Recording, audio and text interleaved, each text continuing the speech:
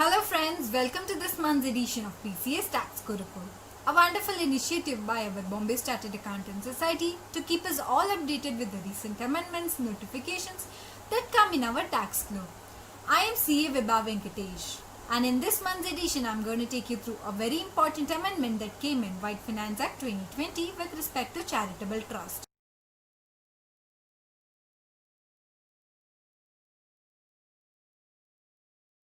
All of us know that charitable trusts play a very vital role in developing our society.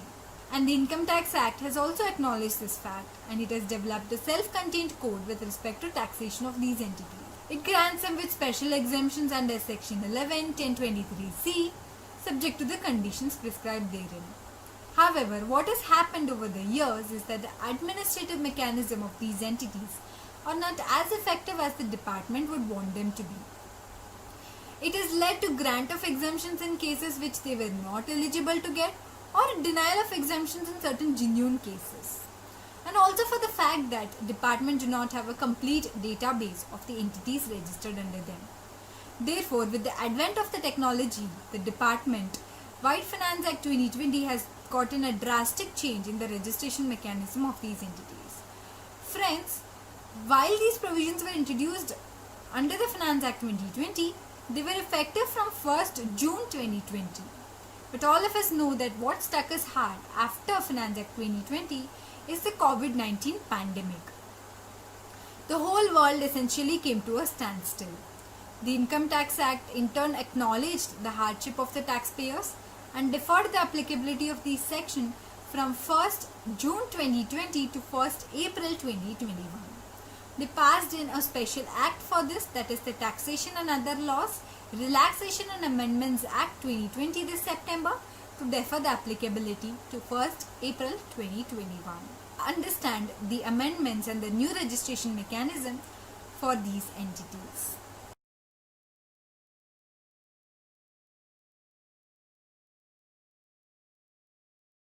The first amendment that came in with Finance Act 2020 is an amendment under Section 11, subsection 7. Section 11, subsection 7 of the Act states that entities that are registered under 12A, 12AA cannot enjoy any exemption under Section 10 of the Act except for one exemption, that is under Section 1023C. Friends, 1023C covers those entities including our PM CARES fund which was incorporated considering the COVID-19 pandemic, and also the Prime Minister's National Relief Fund, educational institutions, hospitals and many such entities under that section. What this has led to is that entities which were eligible to get notified under 1046 and were also holding registration under say 12A or 12AA were not able to get notified for the simple fact that the 11.7 does not provide so.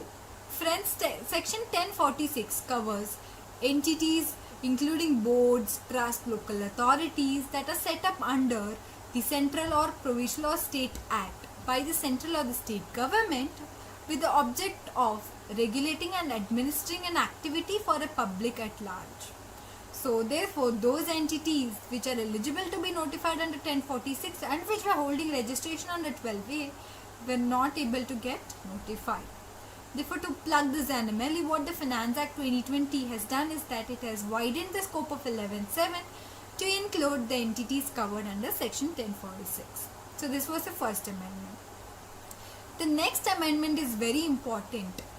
And what the Act or what the Finance Act 2020 has now essentially done is that an entity that is registered both under 12AA, 12A and also under say 1023C or 1046 now cannot hold dual registration at the same time. So therefore, in case if you are a trust registered under 1023C and under 12AA for that matter, you cannot hold both the registration. You have to give up one registration.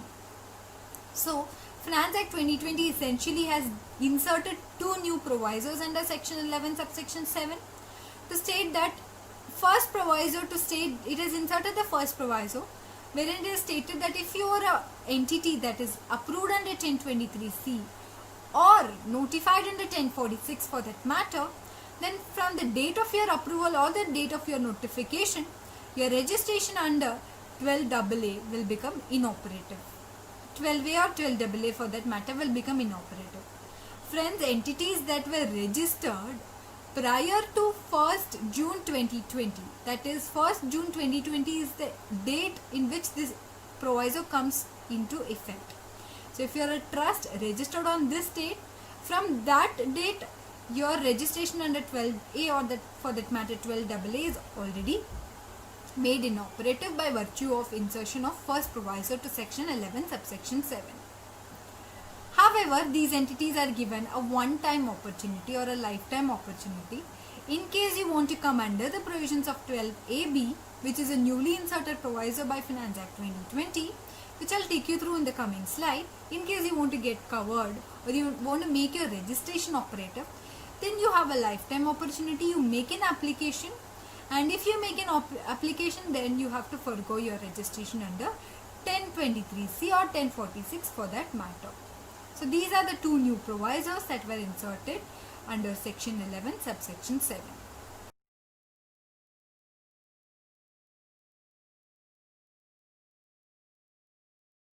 Now let's talk about the all-important new registration scheme that has been introduced via Finance Act 2020, which is now effective from 1st April 2021. So one thing to understand here is that the provisions of 12AA are no more applicable. A new section 12AB has been inserted to prescribe the new scheme of registration. So as per the new scheme of registrations, all trusts across India registered under section 12A, 12AA or 1023C have to go back and make an application to revalidate their registration, existing registration. So now let's talk about each of the scenarios one by one. So if you're an entity already registered, then you need to within 3 months from 1st April 2021, that is on or before 30th June 21, make an application before the commissioner, and the commissioner within 3 months from the end of the month in which you make the application will either grant or reject. If he grants, it's valid for a period of 5 years. Now let's take a case of a trust which is newly incorporated and wants to go for the new scheme of registration. So the Act lays a period that it needs to apply for registration at least 1 month prior to the commencement of the previous year from which the registration is sought. So basically, let's take an example where I am a trust, say registered as on 1/4/2021 or incorporated as on 1/4/2021, and I want to make an application for the financial year 21-22. Then what the Act asks me is I have to make an application at least 1 month prior to the commencement of the previous year, that is on or before 1st March 2021. It is surprising to note that in that case I am nowhere existent.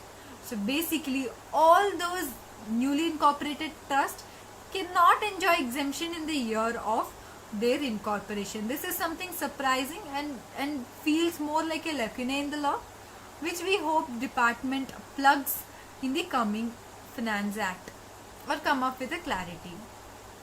So as soon as you make the application, the department within 1 month from the end of the month in which you make the application will grant or reject as the case may be. If it grants, it's valid for a period of 3 years. So basically in case of newly incorporated entities or who are going for first time registration, it's a provisional registration that they will get. Now let's talk about a trust which is registered under or which is approved under 1023C or notified under 1046, and it wants to make the provisions of 12AB operative. So as we already know that as per the provisions of first proviso till 11.7, the provisions of 12AB are made inoperative from the date in which they are notified or the date in which these provisions come into effect, that is 1st June 2020. So they have a lifetime opportunity to make these registration operative. So in case if they want to do or if they want to take the benefit of that one-time registration, then they have to at least 6 months prior to the commencement of the assessment year from which this registration is sought to be made operative, make an application. and the department also within 6 months from the end of the month in which you make the application will either accept or reject. If it accepts, it's valid for a period of 5 years.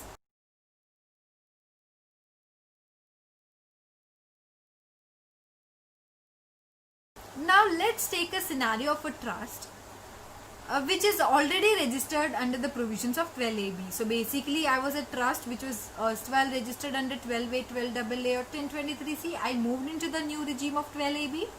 Now my period of 5 years is about to end. So now the department states that you need to make an application at least 6 months before the expiry of the said registration. So basically at least 4.5 years prior to my registration getting expired, I need to make an application, and the department within 6 months from the end of the month in which you make the application would either register or reject. If they register, it's again valid for a period of 5 years. As I said, it's a 5-year renewal process. Now let's take in case of a trust which was erstwhile registered provisionally and it wants to go for a one-time or it wants to go for a complete registration in that regards. So there the timeline prescribed is that they have to go at least 6 months prior to the expiry of the provisional registration or within 6 months from the commencement of the activities of the trust, whichever is earlier. And the department within 6 months from the end of the month in which you make the application would either accept or reject. If they accept, it's valid again for a period of 5 years. Now the last scenario which we will talk about is a scenario which is an extension of a provision which is already there in the Act. Basically, Finance Act 2017 stated or introduced a new scheme of registration for those trusts which made a change in the objects of its trust. So it stated that within 30 days of your change or in modification, you need to go for registration again. So this provision is retained in the new provisions as well. So wherein it states if there is any change in modification in the objects of your trust, then within 30 days from that change, you need to apply for registration. And the department within 6 months from the end of the month in which you make the application would either accept or reject as the case may be, and if they accept, it's valid for a period of 5 years.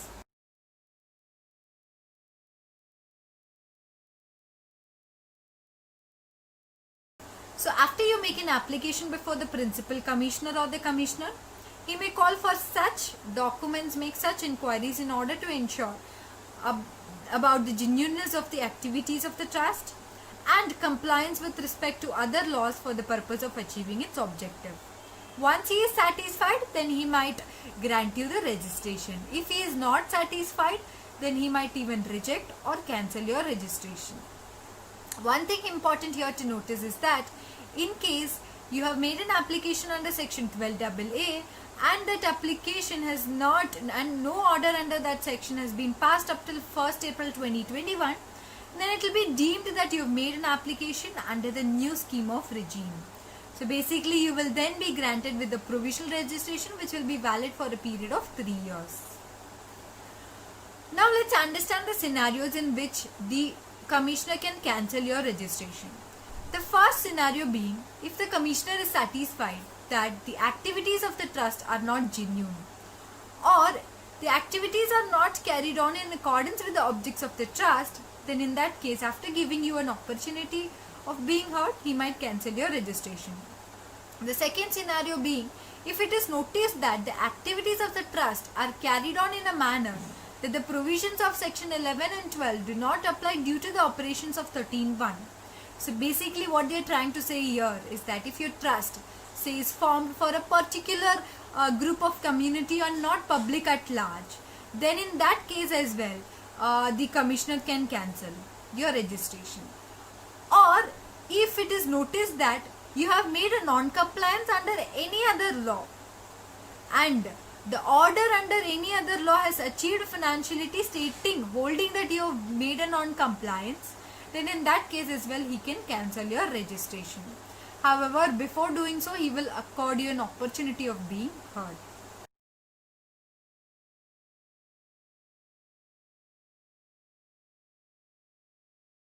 Slide number 8.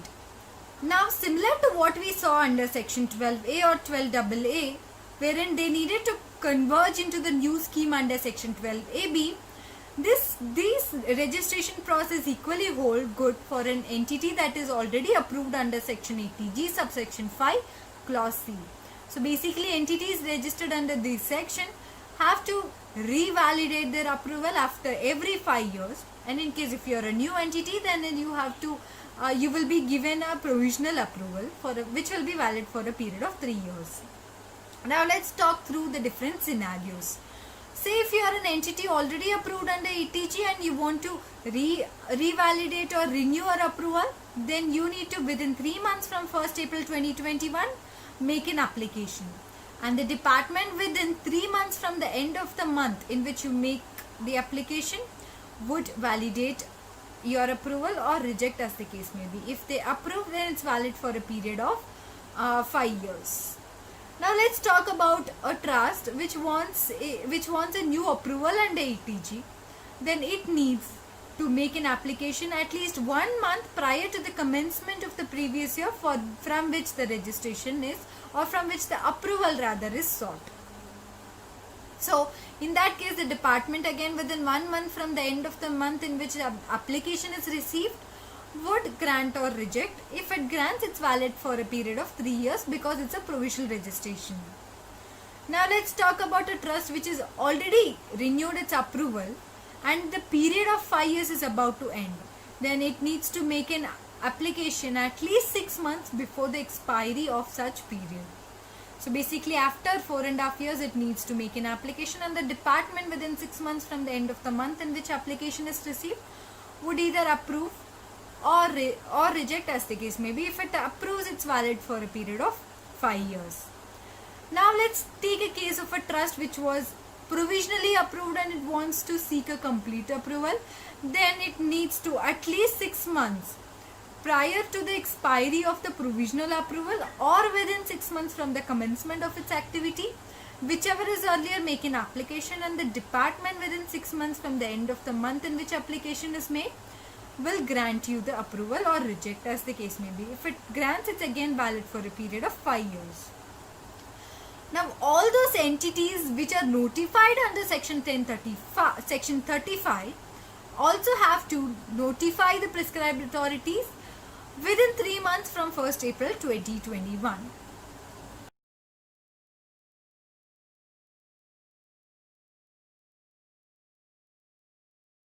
Another interesting amendment that has come in is with respect to furnishing of donation statements. So now an entity that is approved under 80G subsection 5 clause 6 or an entity notified under section 35 now need to furnish a statement of donation and also issue a certificate to the donor in this regards. In case if there is any mistake in the statement furnished, then there is an option to file a correction statement. Further, if these entities do not furnish, then there is a penal consequence imposed on them, wherein the AO may levy a penalty not less than 10,000, which is extended to INR 1 lakh, and a late fee of INR 200 per day till the default continues. Also, another interesting concept what the department is trying to build up is a mechanism similar to our Form 26ES. The donor who is eligible to take a deduction under 80G or GGA will not be able to take until and unless the entities furnish these statements.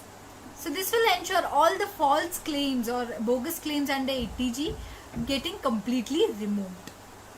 Also an amendment that has been made under 80GGA is that now a donor cannot give cash donations in excess of INR 2000 to claim deduction under 80GGA.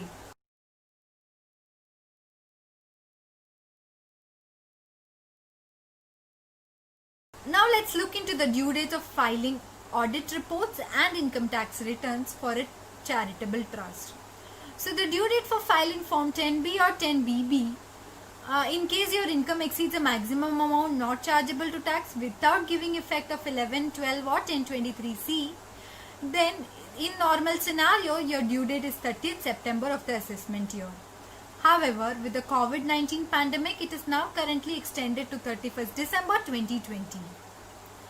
The due date for furnishing the income tax return is, in normal scenario, 31st October of the assessment year, which is currently now being extended to 31st January 2021. Wide press released in the month of October 20.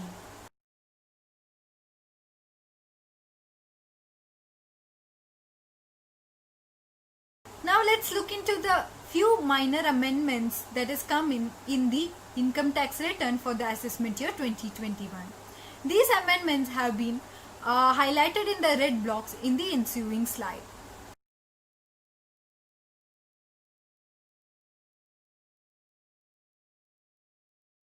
We hope you like this video.